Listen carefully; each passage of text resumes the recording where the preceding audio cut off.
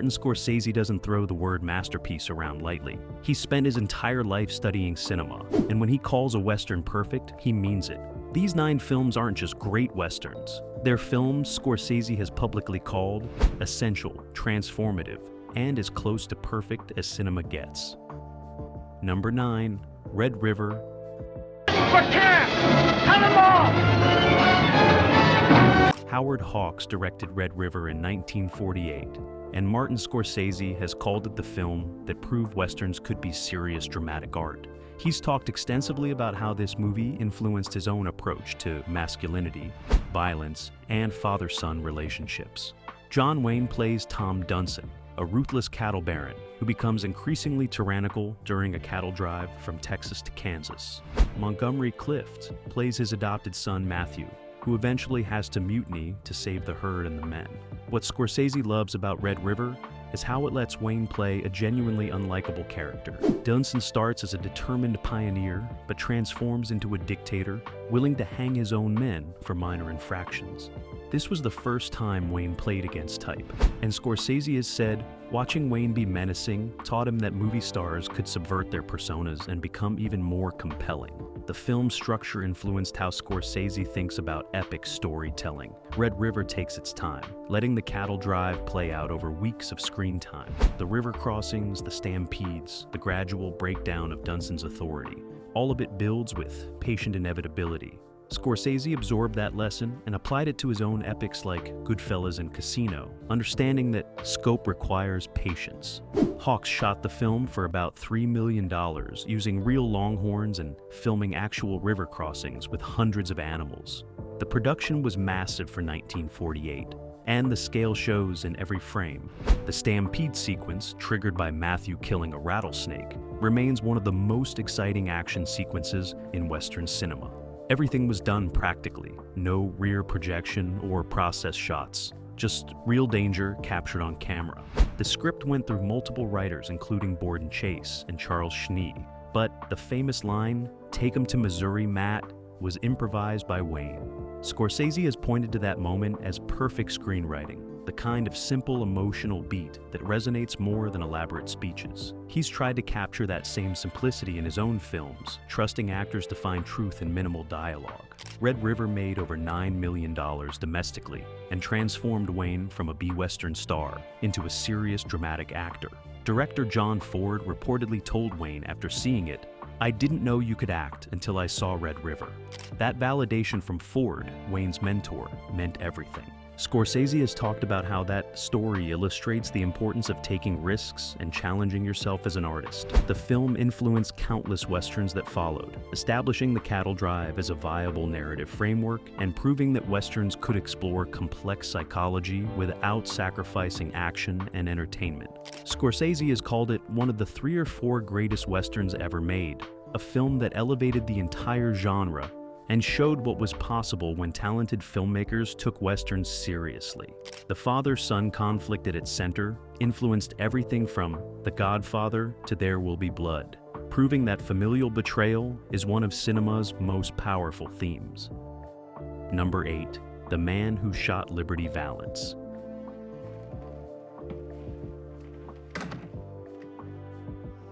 John Ford directed The Man Who Shot Liberty Valance in 1962, and Scorsese has called it Ford's most honest and self-critical film. The movie examines the mythology of the West versus its brutal reality, asking whether the lies we tell ourselves about history are necessary for civilization to function. James Stewart plays Ransom Stoddard, a lawyer who builds a political career on the lie that he killed the outlaw Liberty Valance. John Wayne plays Tom Doniphan, the man who actually did it but never gets credit. Scorsese loves how the film deconstructs the very mythology Ford spent his career creating. For 40 years, Ford made Westerns celebrating frontier heroes and the taming of the wilderness. Then he made this film, which suggests all of that was built on lies and that the real heroes were written out of history in favor of more palatable versions. That self-awareness and willingness to interrogate his own work is something Scorsese deeply respects and has tried to emulate in films like The Irishman. The famous line, "When the legend becomes fact, print the legend," has become one of cinema's most quoted moments, and Scorsese has referenced it in interviews dozens of times.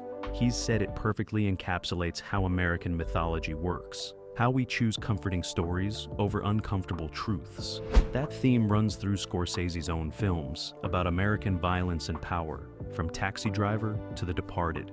Ford shot the entire film on Paramount sound stages, deliberately avoiding the sweeping Monument Valley landscapes he'd used in earlier westerns.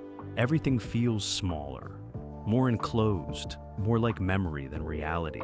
Scorsese has praised that decision, understanding that Ford was making a film about the past receding into legend, so it needed to feel like faded photographs rather than vivid experience. The black and white cinematography was a deliberate choice, not a budget constraint. Ford wanted it to look like old newspaper photographs, like history already archived and simplified. Scorsese studied those visual choices extensively, learning how cinematography can reinforce thematic concerns rather than just capturing images. Wayne's performance as Doniphan is one of his most restrained and heartbreaking. He plays a man watching the world change and realizing there's no place for him in it. The scene where he burns down the addition to his house, destroying his dreams of marriage and family, is devastating.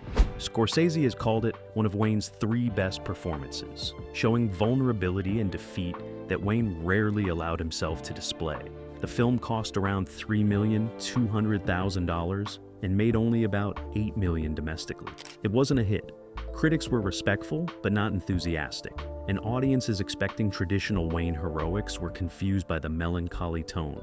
But Scorsese recognized immediately that Ford had made something profound, a film that questioned everything Westerns had taught audiences to believe about American history.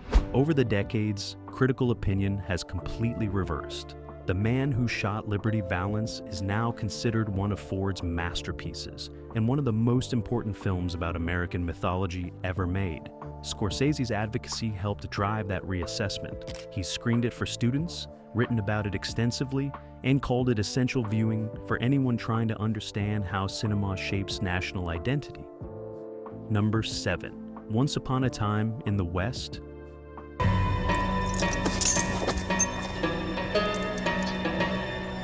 Sergio Leone directed Once Upon a Time in the West in 1968, and Martin Scorsese calls it the greatest achievement in the history of cinema, not just Westerns, but all of cinema. That's not hyperbole from Scorsese.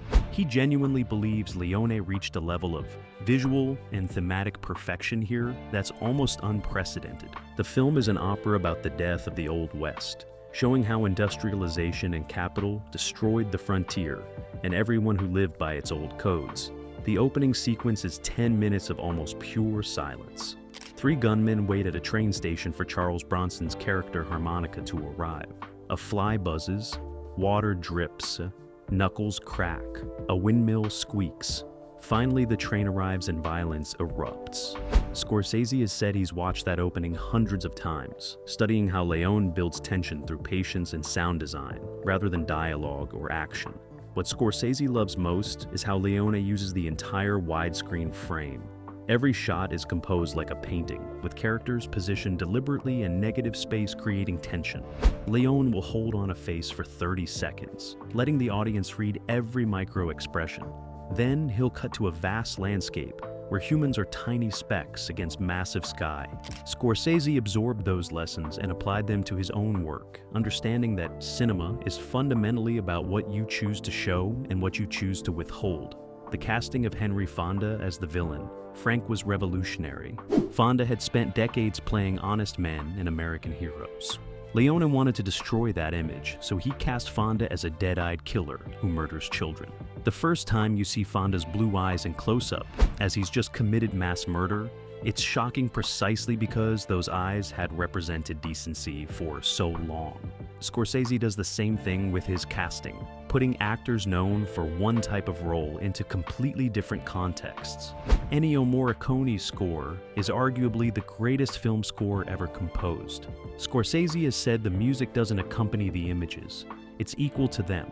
Each character has a distinct musical theme that tells you things the visuals can't. Harmonica's theme is mournful and mysterious. Jill's theme is romantic and elegiac. Frank's theme is ominous and industrial. Scorsese studied how Leone uses those themes as storytelling devices, and he's applied similar principles in his collaborations with composers. The film cost $5 million and was shot primarily in Monument Valley in Spain. Leone insisted on shooting in John Ford's legendary location, specifically to invoke classic American Western imagery while subverting it. Everything looks like a traditional Western, but the morality and the violence are pure Leone. Scorsese has called that approach brilliant, understanding you need to know the rules before you can break them effectively. Once Upon a Time in the West bombed in America. Initially, Paramount cut 20 minutes and released it with terrible marketing. American audiences and critics didn't know what to make of it. Too slow, too operatic, too weird. But in Europe, it was immediately recognized as a masterpiece. Over time, American critics caught up, and now it's considered one of the greatest films ever made. Scorsese's advocacy was crucial to that rehabilitation. He pushed for proper restoration and re-release, ensuring new generations could see Leone's vision intact. Number 6. The Searchers.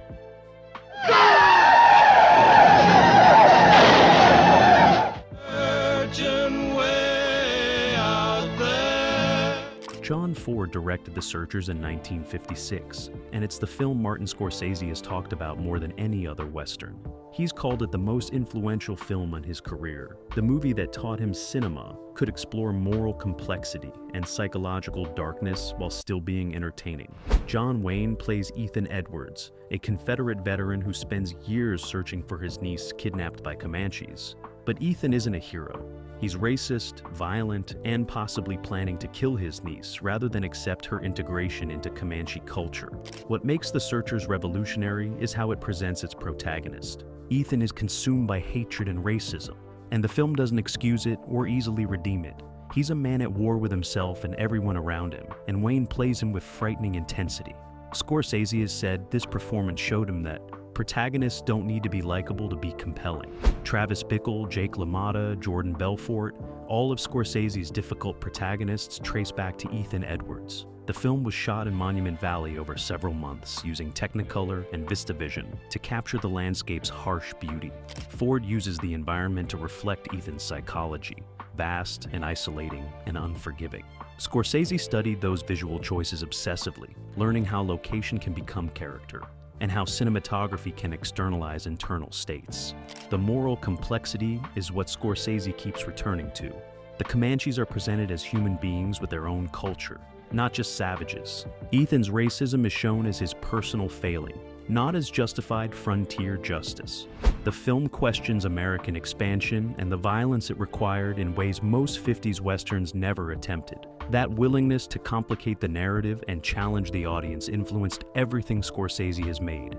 The final shot is one of the most famous endings in cinema. Ethan walks away from the family reunion, and the door closes on him, framing him in darkness. He can't rejoin civilization. The violence that defined him has left him unable to participate in the peaceful world he helped create. Scorsese has referenced that image countless times. Understanding it perfectly captures the tragedy of men who build through violence but can't enjoy what they've built. The film cost $3.75 million and made modest returns initially, about $4.8 million. Critics gave it respectful but not ecstatic reviews. It wasn't recognized as a masterpiece until the 1970s when directors like Scorsese, Spielberg, and Lucas started talking about its influence. Their advocacy drove critical reassessment, and now it's considered one of the greatest films ever made. Scorsese has said he watches The Searchers at least once a year, and each time he finds something new. The depth of Ford's visual storytelling, the complexity of Wayne's performance, the way the film interrogates American mythology while still functioning as exciting entertainment, all of it represents cinema at its highest level.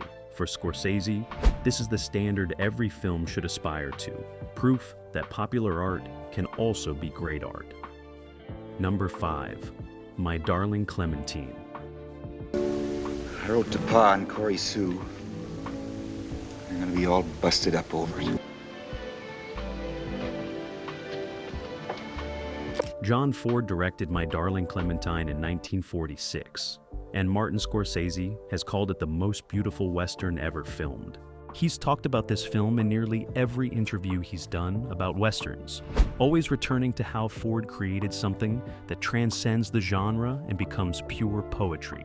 Henry Fonda plays Wyatt Earp as a quiet, dignified lawman trying to bring order to Tombstone. Victor Mature plays Doc Holliday as a consumptive gambler, torn between two women and his own self-destructive impulses. What Scorsese loves most about My Darling Clementine is Ford's romanticism. The film is a highly fictionalized version of the Wyatt Earp story and the gunfight at the OK Corral, but historical accuracy isn't the point. Ford shot it in Monument Valley, his favorite location, and used the landscape to mythologize the West. The images are painterly, every frame carefully composed with an artist's eye for light and shadow. The famous scene where Earp dances with Clementine at the church social is what Scorsese always mentions. Ford holds on their silhouettes against the western sky, the half-built church in the background, and it's pure cinema. No dialogue needed, no explanation, just two people dancing while a community forms around them. Scorsese has said he learned from that scene that the most powerful moments in film don't need words, just images and emotion. Ford based Earp's character partly on real lawmen he'd known, and the result is a Western hero who's more thoughtful than violent. Earp spends more time talking than shooting. When violence comes, it's quick and necessary, not glorified. Scorsese tried to capture that same restraint in his own crime films, understanding that withholding violence makes it more impactful when it finally erupts. The film cost about $2 million and made modest returns at the box office, around $3.5 million. It wasn't a massive hit in 1946, overshadowed by bigger productions and more conventional westerns. But Ford knew he'd made something special, and critical opinion eventually agreed. Over the decades, My Darling Clementine has been recognized as one of Ford's masterpieces. Scorsese has screened this film for students and younger filmmakers countless times. He wants them to understand that Westerns at their best aren't about action or plot. They're about creating a world, establishing a mood, finding beauty in simple human moments. Ford does that better here than almost anywhere else in his career. The cinematography by Joseph McDonald is stunning, using natural light and careful composition to create images that feel both realistic and mythic. The film looks like how we imagine the West should have looked, not how it actually did. That gap between myth and reality is something Scorsese has explored his entire career, from Taxi Driver's vision of New York to The Irishman's reconstruction of mob history. What makes My Darling Clementine a masterpiece in Scorsese's eyes is how it balances entertainment and art. The film has action, romance, humor, all the elements of popular cinema. But it's also deeply considered, every shot composed with care, every scene building toward a holistic vision of what the frontier represented in American imagination. That balance is what Scorsese has always pursued in his own work. The final gunfight at the OK Corral is brief and almost anticlimactic. A few shots fired, the bad guy's dead, Earp walking away. Ford doesn't linger on violence or make it exciting. He treats it as a sad necessity, the moment when talk fails and force becomes the only option. Scorsese absorbed that lesson and applied it throughout his career, understanding that violence should feel consequential, not entertaining. Number 4, The Wild Bunch.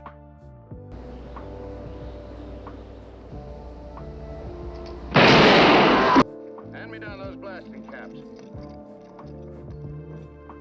Sam Peckinpah directed The Wild Bunch in 1969, and Martin Scorsese calls it the most important American film of the 1960s. He's been vocal about how this movie changed cinema forever. Not just westerns, but action filmmaking across all genres. The film follows aging outlaws making one last score in Mexico in 1913, and it climaxes with 15 minutes of violence unlike anything audiences had ever seen. Scorsese has talked extensively about Peckinpah's editing techniques. The final battle was shot with multiple cameras running at different speeds, then cut together to create balletic slow-motion death. Bodies explode with blood. Men are thrown backward by shotgun blasts. The violence is beautiful and horrifying simultaneously, and it forced audiences to confront their own fascination with death.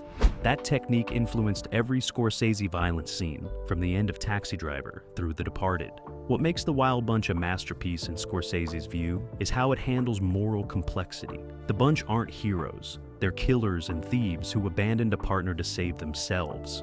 But they live by a code, and that code matters even if it's built on violence. The film's thesis, that honor among thieves is more real than the lies told by civilization, is something Scorsese has explored in nearly every crime film he's made. The opening massacre establishes Peckinpah's approach. The bunch robs a railroad office using townspeople as human shields. A temperance parade marches through at the exact moment shooting starts. Innocent people die.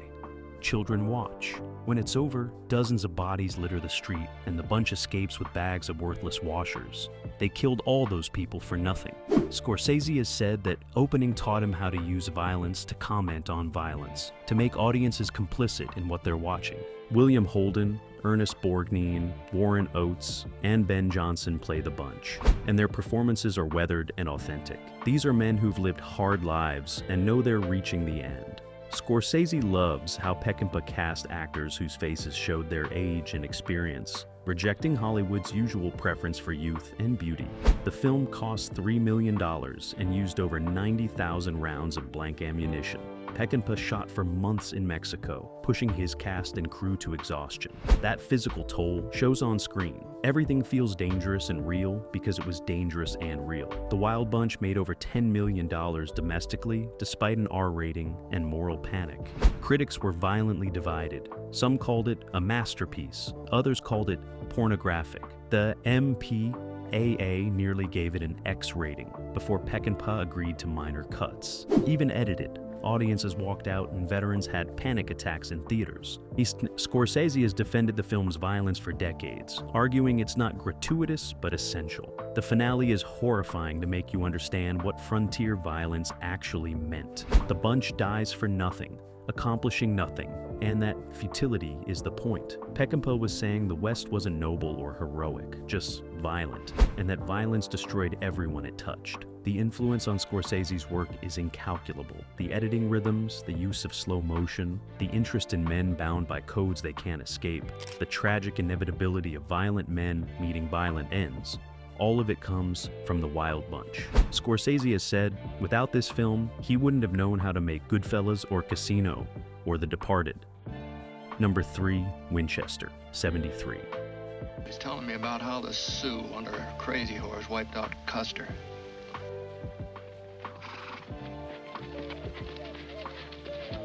Anthony Mann directed Winchester 73 in 1950, and Scorsese calls it the most perfectly constructed Western ever made.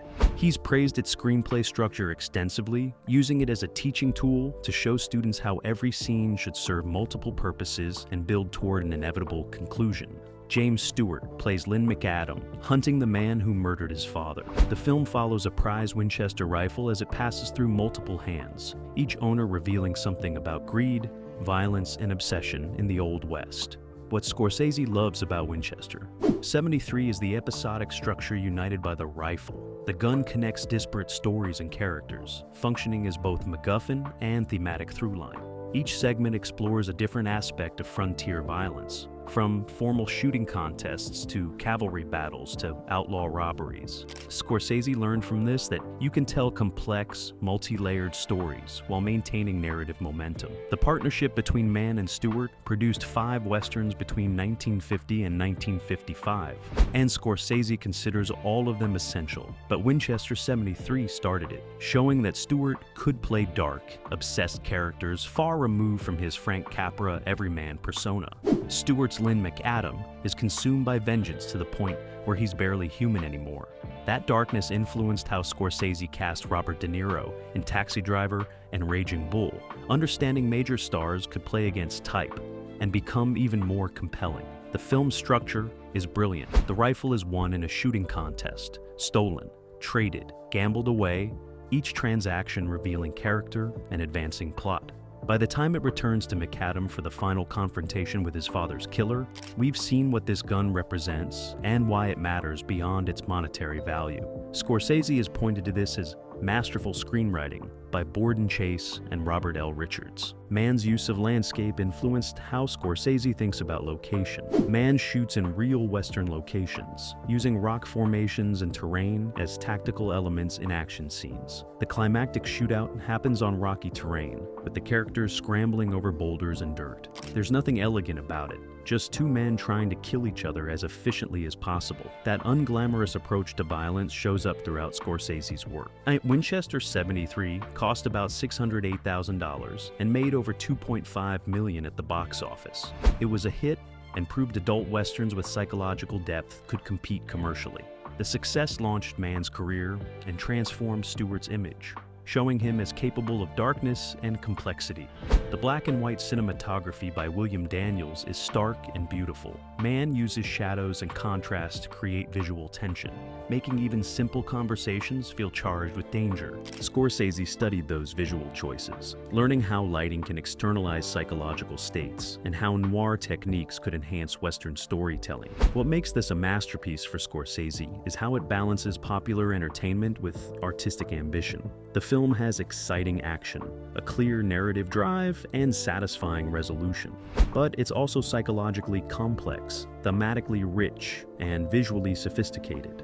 That balance is what Scorsese has pursued his entire career, making films that work as pure cinema, while also offering depth for viewers who want it. Number 2, Johnny Guitar. I only said it could have been.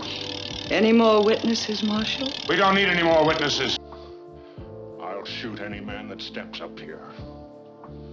Nicholas Ray directed Johnny Guitar in 1954, and it's the Western Martin Scorsese has called the most emotionally intense film he's ever seen. This isn't a traditional Western about men and violence. It's a psychosexual melodrama about two women locked in deadly conflict, with the men reduced to supporting roles. Joan Crawford plays Vienna, a saloon owner trying to survive in a frontier town. Mercedes McCambridge plays Emma Small, a sexually repressed woman whose obsession with Vienna turns murderous. What Scorsese loves about Johnny Guitar is how it subverts every Western convention. The central conflict is between two women, not men. Vienna is the strong, independent protagonist who controls the action. Johnny Guitar, played by Sterling Hayden, is basically her kept man, there to provide muscle and moral support, but not to drive the story. That gender reversal was radical in 1954 and remains unusual even now. The film is pure melodrama, with emotions cranked to operatic levels. The Technicolor is garish and unnatural, all reds and purples that make everything look feverish. The dialogue is heightened and almost theatrical. Vienna and Emma confront each other in scenes charged with sexual tension and murderous rage.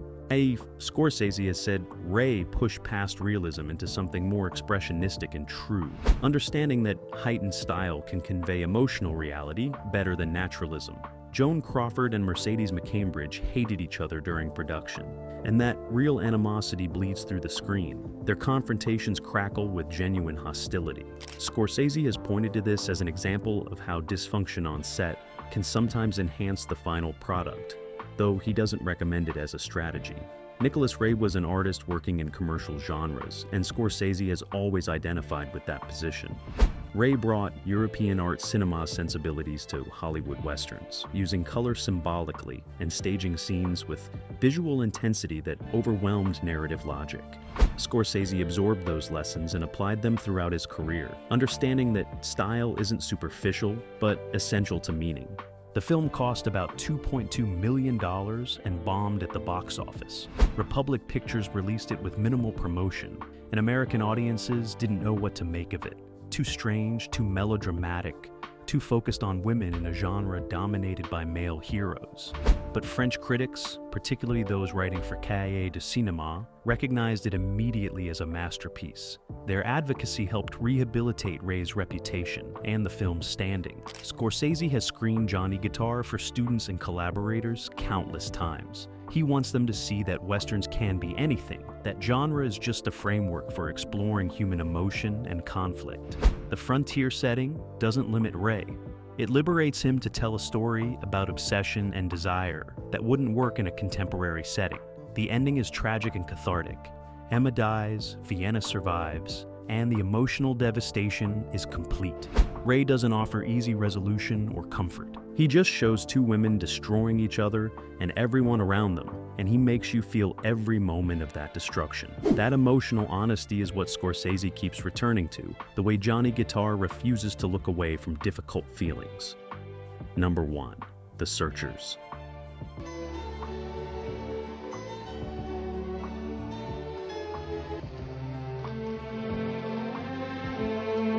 John Ford directed The Searchers in 1956, and this is the film Martin Scorsese has devoted more time and attention to than any other Western. He's called it the greatest Western ever made, one of the greatest films ever made in any genre, and the single most influential film on his career. The film stars John Wayne as Ethan Edwards, a Confederate veteran searching for his niece kidnapped by Comanches. But this search becomes something darker and more complex than a simple rescue mission. Scorsese has written essays, given lectures, and devoted entire interviews to explaining why The Searchers is a masterpiece. What he keeps returning to is the film's moral complexity and psychological depth. Ethan Edwards is consumed by racism and hatred. He's searching for his niece, but he might be planning to kill her rather than accept her assimilation into Comanche culture. Wayne plays Ethan with frightening intensity, creating one of cinema's most complicated protagonists. The film's influence on Scorsese is visible in everything he's made. Travis Bickle in Taxi Driver is Ethan Edwards transplanted to 1970s New York, a racist loner convinced he's on a righteous mission, but really driven by psychosexual obsession. Jake LaMotta in Raging Bull is Ethan's violence and self-destruction turned inward. Every Scorsese protagonist who can't integrate into society, who's driven by obsession they don't fully understand, traces back to Ethan Edwards. Ford shot the film in Monument Valley using VistaVision and Technicolor to capture the landscape's harsh beauty. Scorsese has studied every shot, learning how Ford uses the environment to reflect Ethan's psychology. The vastness represents his isolation. The harsh light represents his unforgiving nature. The changing seasons represent time passing, while his hatred remains constant. What makes The Searchers revolutionary is how it interrogates American mythology. The Comanches are presented as human beings with their own culture and motivations. Ethan's racism is shown as his personal pathology, not as justified frontier violence. The film questions westward expansion and the costs it demanded in ways that most 1950s films never attempted. That willingness to complicate and question is what Scorsese has always admired and tried to emulate. The final shot is one of cinema's most famous images. Ethan walks away from the family reunion, and the door closes on him, framing him in darkness. He can't rejoin civilization. The violence that defined him has made him incapable of participating in the peaceful world he helped create. Scorsese has said that image haunts him, that it perfectly captures the tragedy of men who build through violence but can't enjoy what they have built. The film cost $3.75 million and made modest returns initially. Critics gave respectful reviews but didn't recognize it as the masterpiece it is. That recognition came later, driven by directors like Scorsese, Spielberg, Coppola, and Lucas, who grew up watching it and recognized its influence on their work. Scorsese watches The Searchers at least once a year. He said each viewing reveals new depths, new techniques, new insights into Ford's genius. The way Ford stages scenes, the way he uses doorways and windows to frame characters, the way he lets silences build meaning. All of it represents cinema at its highest level. For Scorsese, this is the film that proved Westerns could be great art while remaining popular entertainment. Scorsese doesn't just love these Westerns. He studied them obsessively, screened them for students, fought for their preservation and restoration. These 9 films represent cinema at its absolute peak, proving that genre filmmaking can achieve artistic greatness. For Scorsese, they're not just masterpieces. They're the foundation of everything he knows about making movies.